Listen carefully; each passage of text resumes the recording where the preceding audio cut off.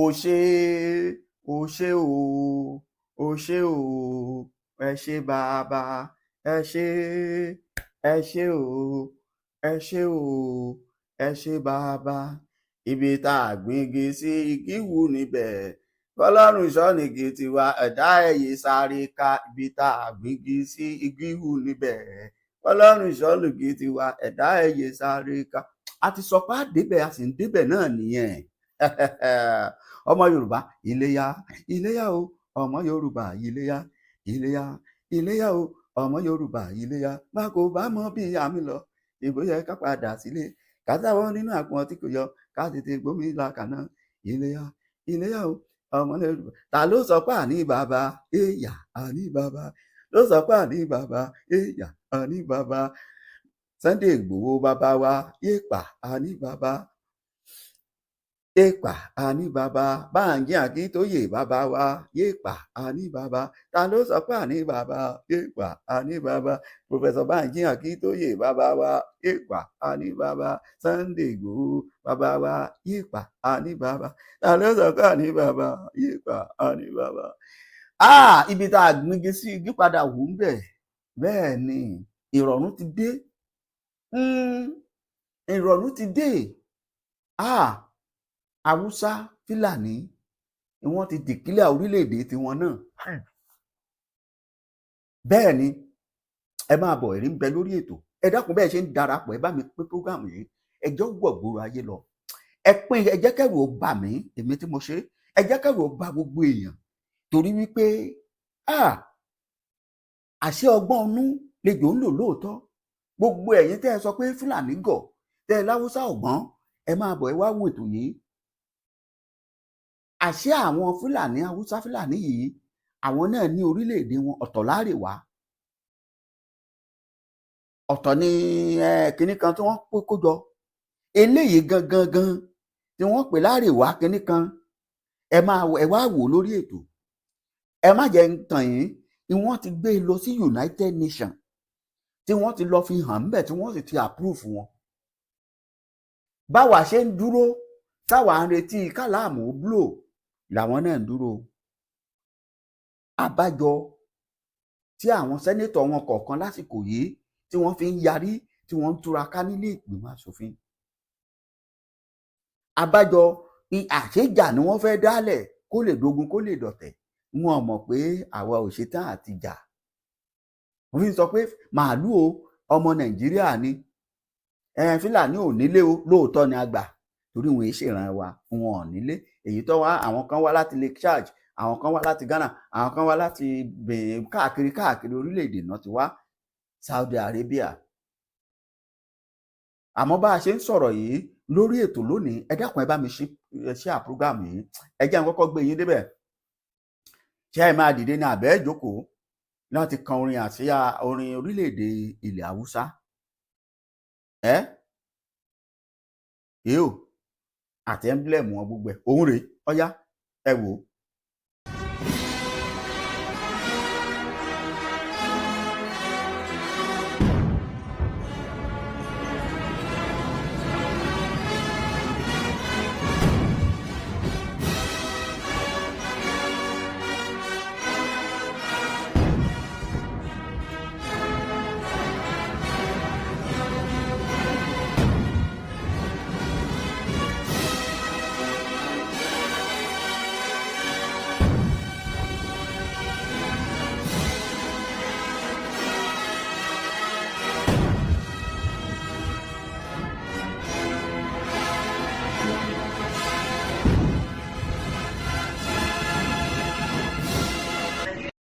Ọmọ Yorùbá ẹ ti gbọ́ àbẹ́ ẹ̀ gbọ́ ṣé ẹ ti rí lógo wọn kí ló jọ ẹ kọ́mẹ̀ǹtì bẹ́ẹ̀ bá ṣe wá ń kọ́mẹ̀ǹtì Yorùbá Nation kíákíá ni kẹ́ ẹ máa fi tẹ̀lé.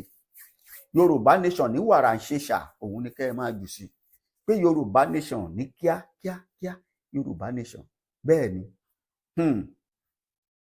òun ni kẹ́ ẹ máa jù sí torí wípé kò sí nǹkan míì tá a tún fẹ́ ṣe lẹ́yìn Yorùbá Nation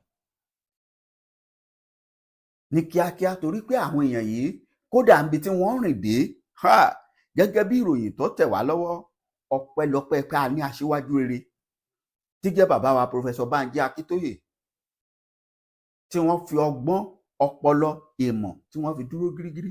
Àṣé àwọn ẹni ibi kejì tí wọ bùdó lóru, wọ́n ti jọ ń pàdé níkọ̀rọ̀.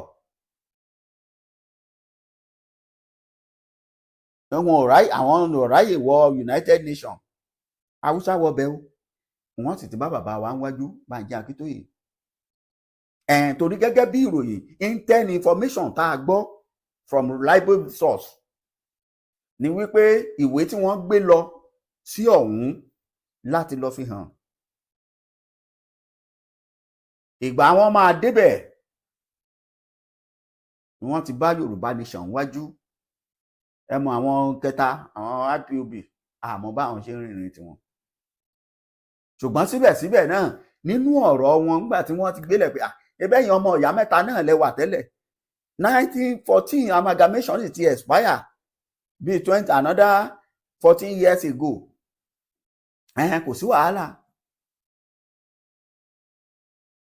Kí ló máa ṣẹlẹ̀? Ẹyá báyìí la ṣe máa ṣe. Kí ni àwọn nǹkan tẹ́ ẹ mú wá? Wọ́n tẹ́ńdà gbogbo ẹ̀ sórí ètò síwájú wọn pé so ẹ̀yin náà ti ṣe tán láti gbà wo àṣà àwọn ará bí yìí ti ń dá ọgbọ́n. Àṣírí yìí ṣẹ̀ṣẹ̀ tú ni. Kí ló sì fàṣírí? Torí ọ̀rọ̀ ibi protest tí wọ́n ń ṣe yìí, àṣé wọ́n fẹ́ fi protest yìí dájà álẹ̀ kó lè dógun ni. Ọpẹ́lọpẹ́ àwọn wòlíì Ọlọ́run, àwọn bíi bàbá wa bàbá Aládùúà Ìtàròǹbí, bàbá má sunkún mọ́, àwọn bíi bàbá wa Dr. Marcus Tibetan, bàbá wa Nursery, Prophet Nursery, bàbá wa Pastor Adébóyè, àtàwọn wòlíì bẹ́ẹ̀ David Oyedepo, WF Kúmúyì, ní àwọn bàbá tó lè sọ̀rọ̀ síta, tó lè sọ̀rọ̀ sókè là ń sọ. A sọ àwọn bàbá tó ń sápamọ́ sábẹ́ ilé tí wọ́n ti ń pariwo ìkìlọ̀ pé nǹkan báyìí máa ṣẹlẹ̀, báyìí lolúwa wí. A sọ àwọn bàbá tí Ọlọ́run ránṣẹ́ tán ríṣẹ́ jẹ́, ẹ̀rù ń bà wọ́n, ẹ̀rù ìjọba ó gbé wọn. Àwọn bíi bàbá wa wòlíì Èsíkáyà, wọ́n ní wọ́n ti pín orílẹ̀-èdè Nàìjíríà. Àṣé wọ́n ti pín lóòótọ́.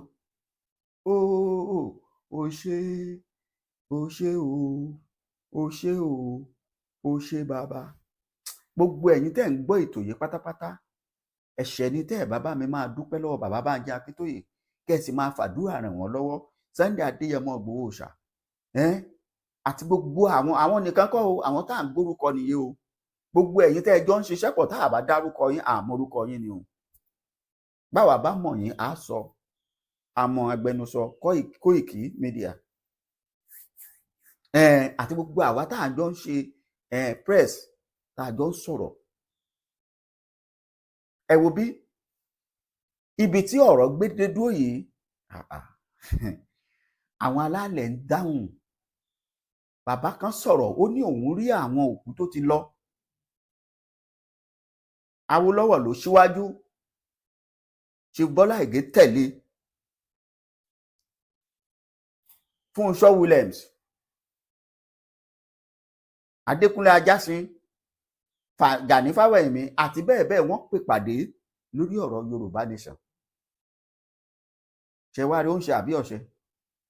Àwọn Haúsá yìí lọ gbé flag another country wípé náà làwọn ń bá ṣe, làwọn fẹ́ kó wá kó àwọn níbi tí ojú lajúdé yìí, àwọn tún ń retí colonizations. Kí àsọtẹ́lẹ̀ Ọlọ́run, ọ̀rọ̀ Ọlọ́run lè ṣẹ ni. Wọ́n lọ sí báràkì àwọn ológun pé ẹ wá gbàjọba, àbórí yín burú ni. Ṣé ẹ̀ ṣì èrè ẹ̀yin ológun wọ̀nyí?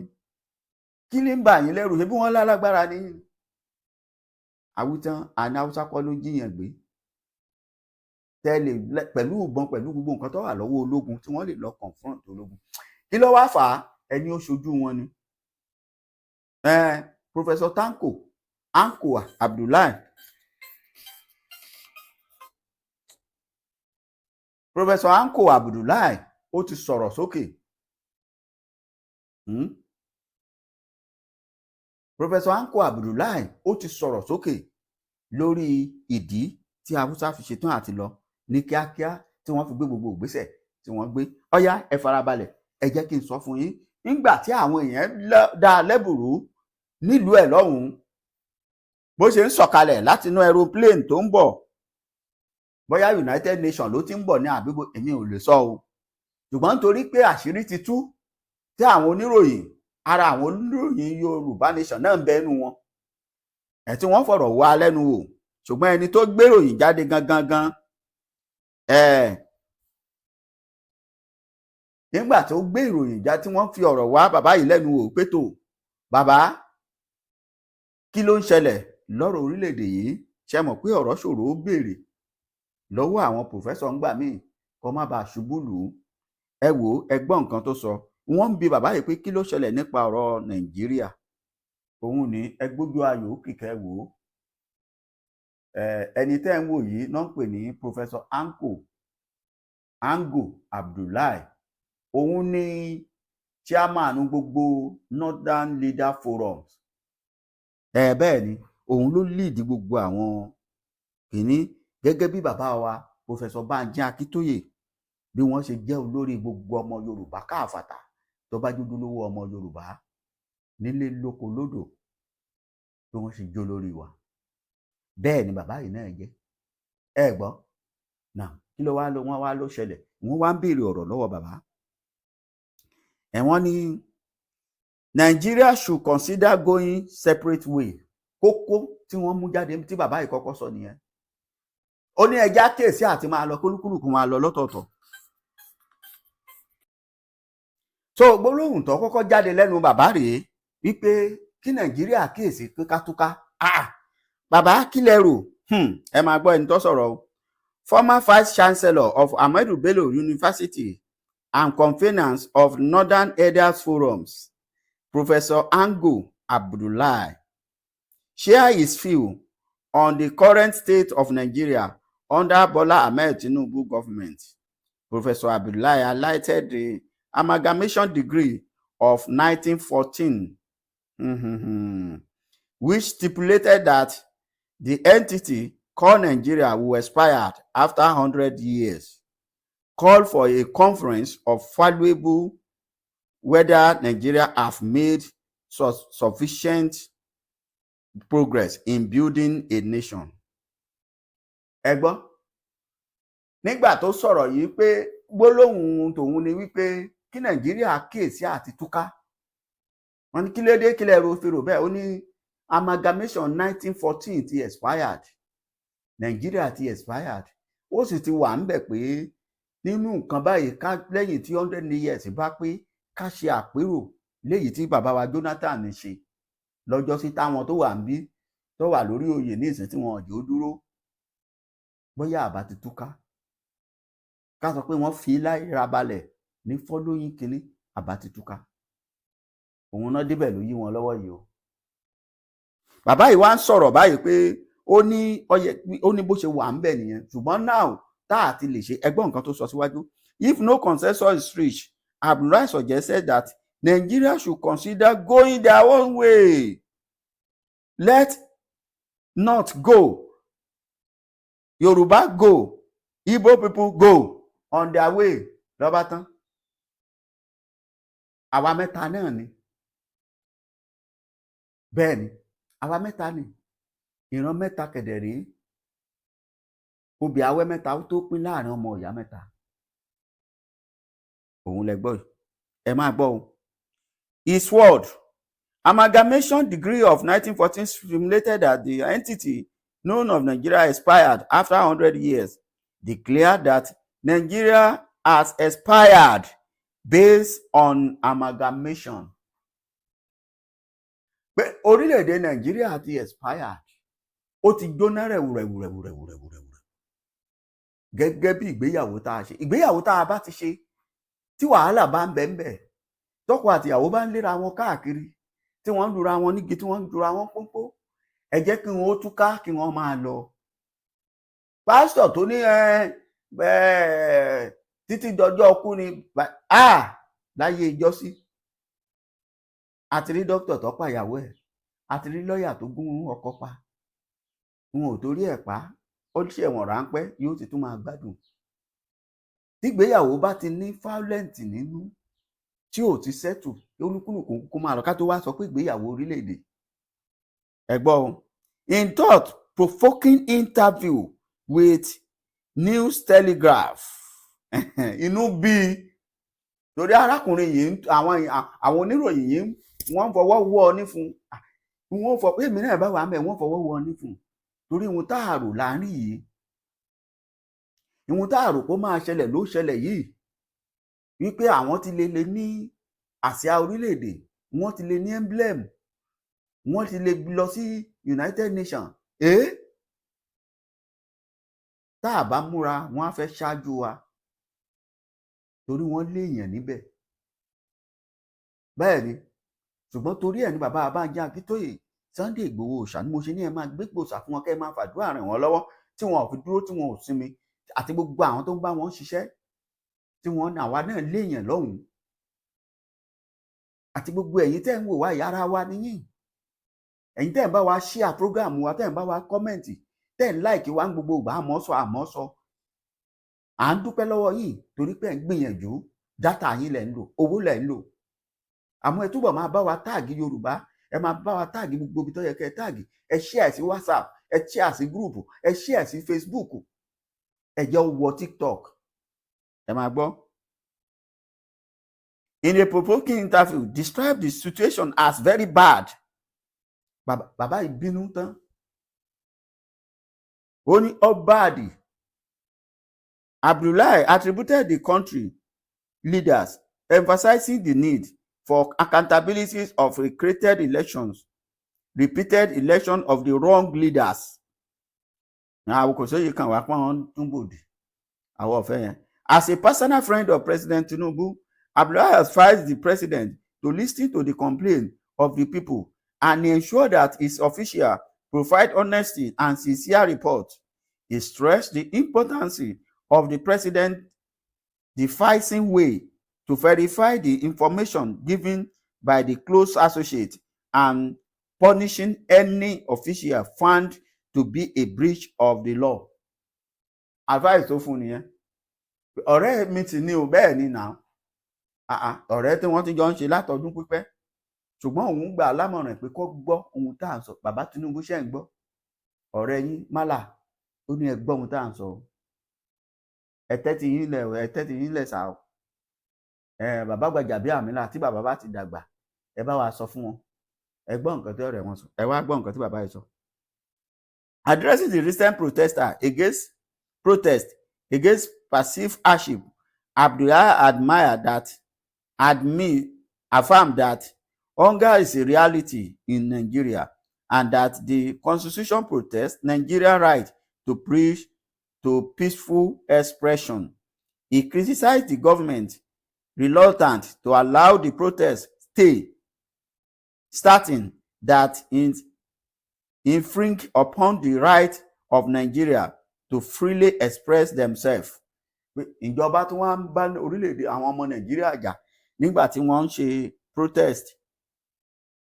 He further called the conference of evaluation whether the Nigeria have made sufficient progress in building the nation. Ó ní kí Tinubu pàpèjókòó ọ̀rẹ́ mi ni ẹ bá mi share program ẹ dákun. Ó ní wá pàpèjókòó yá jókòó yá ẹ wá gbọ́ nǹkan tó tẹ̀lé. If no consensus is reached, he suggested that Nigeria should consider going their own separate way. Commenting the creation of the Northwestern Technical Commission, Abdullahi questioned the effectiveness of such. Ó ní tí ọba ti sírú ẹ̀ àtọ́wà o ẹ má bínú kólúkúlù kan máa lọ òrìṣà bó lè gbèmí ṣèmí bó ṣe bá mi. Ọmọ Yorùbá ibi tá a gbígi sí igbó ìwù níbẹ̀ Ọlọ́run ṣọ́nìgì tiwa ẹ̀dá ẹ̀ máa sáré ká. Ó ti ṣe o bàbá ṣọ́lọ́run ṣe àbí òṣè kò ṣe kí ni àwọn tó jẹ́ ọ̀tá gangan rèé àwọn eléṣù tí wọ́n ń sọ pé àní lọ àwọn gangan rèé àwọn gan làwọn ti di gbàdégbà wọn yìí. ó ní àwọn ò fẹ́ commission tí bàbá Bọ́lá Tinubu ṣe fún àwọn, and cited the example of Nigeria National Petroleum Corporation (NNPC), which has been unable to provide affordable petrol price despite the country's vast oil and gas resources. ọ̀tán bàbá Bọ́lá Tinubu àwọn fún wọn ní ministry kan pé kó bí Niger Delta Ministry, wọ́n fún wọn pé North West Commission, ó láwọn ọ̀fẹ́ àgbà, ẹ má gbé ọmọ ajá mọ̀ wá, ẹ má gbẹ́rù mọ̀ wá látẹ̀yìn, torí NNPC tẹ́ fílẹ̀ kò ṣiṣẹ́, Niger Delta Development wọ́n fi ń kówó jẹ ni, àfẹ́ ẹja máa lọ lọ́tọ̀ọ̀tọ̀. ọ̀tán àbí ọ̀tán tẹ́rí pé àwọn alálẹ̀ ń ṣiṣẹ́, Ọlọ́run dáhùn ran àdúrà wa Yorùbá, Ọlọ́run dáhùn àdúrà wa, ọpẹ́ fọ́lọ́run. ẹ wo ọpẹ́, ẹ dákun ẹ bá mi kí àpógámù yìí, mi ìfẹ́ kó gùn tó yìí, ṣùgbọ́n ẹ bá mi mánéèjì ẹ̀ bẹ́ẹ̀, ẹ bá mi pín ẹjọ́ wọ̀ gbòòrò ayé lọ wípé àwọn Haúsá Fúlàní ó ti lánàá o, àwọn náà ti lọ lọ́ba tán. ẹ ṣé àdúpẹ́, á tún pàdé, ó dàbọ̀.